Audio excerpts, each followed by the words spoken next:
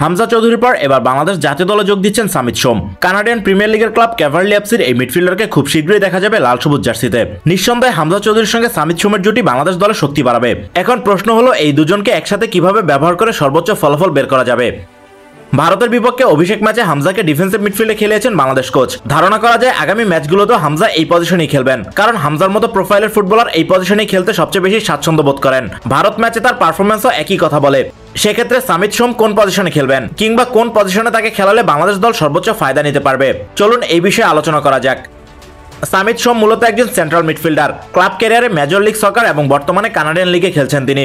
ক্যারিয়ারের অভিজ্ঞতার ভিত্তিতে বলা যায় সামিতকে সেন্ট্রাল মিডফিল্ডে খেলানোই সবচেয়ে উপযুক্ত হবে, কারণ এই পজিশনে তিনি 82টি ম্যাচ খেলেছেন এবং তার সেরা পারফরম্যান্সও এখানে এসেছে। সেক্ষেত্রে হামজা ও সামিতকে ডাবল পিভট হিসেবে ব্যবহার করা যাবে। হামজা ডিফেন্সিভ দিকটায় বেশি মনোযোগী থাকবেন এবং সামিতকে স্বাধীনতা দিয়ে বক্স টু বক্স রোলে খেলানো যাবে।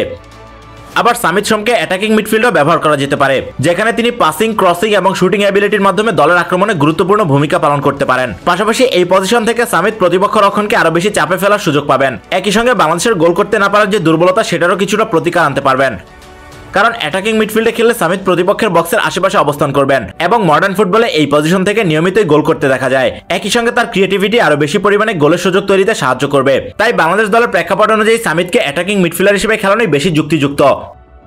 এছাড়াও সামিত সোম রাইট মিডফিল্ড, রাইট উইং এবং রাইট ব্যাক পজিশনে খেলতে পারেন, কিন্তু বাংলাদেশের খেলার ধরন ও অন্যান্য খেলোয়াড়দের মান বিবেচনায় তাকে এইসব পজিশনে খেলানোর সম্ভাবনা খুবই কম। তাই সামিত সোমকে আমরা বাংলাদেশ দলের সেন্ট্রাল মিডফিল্ড বা অ্যাটাকিং মিডফিল্ড পজিশনে দেখব বলে আশা করা যায়।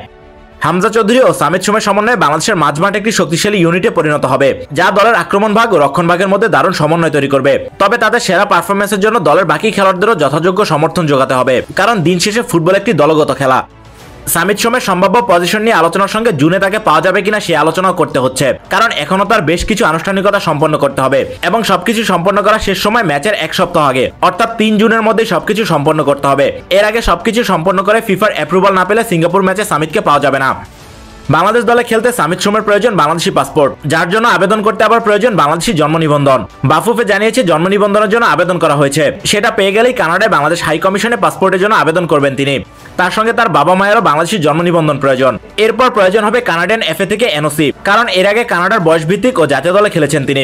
এরপর সামিত সোমের বাংলাদেশি পাসপোর্ট, বাবা মায়ের বাংলাদেশি জন্ম নিবন্ধন ও কানাডা এফের এনওসি নিয়ে ফিফায় আবেদন করতে হবে। এরপর ফিফার প্লেয়ার্স স্ট্যাটাস কমিটি সবকিছু বিবেচনা করে তাকে বাংলাদেশ দলে খেলার অ্যাপ্রুভাল দেবে। সিঙ্গাপুর ম্যাচে খেলতে হলে 3 জুনের মধ্যেই ফিফার অ্যাপ্রুভাল পেতে হবে। তাই হাতে সময় কম থাকলেও বাফুফে এই ম্যাচকে টার্গেট করে সামিত সোমের বিষয়ে কাজ করে যাচ্ছে। কেমন হবে হামজা চৌধুরী ও সামিত সোমের যুগলবন্দি? তাদেরকে কোন পজিশনে খেলানো উচিত বলে আপনি মনে করেন? কমেন্টে জানিয়ে দিন আপনার ভাবনাগুলো। এতক্ষণ আমাদের সাথে থাকার জন্য সবাইকে ধন্যবাদ।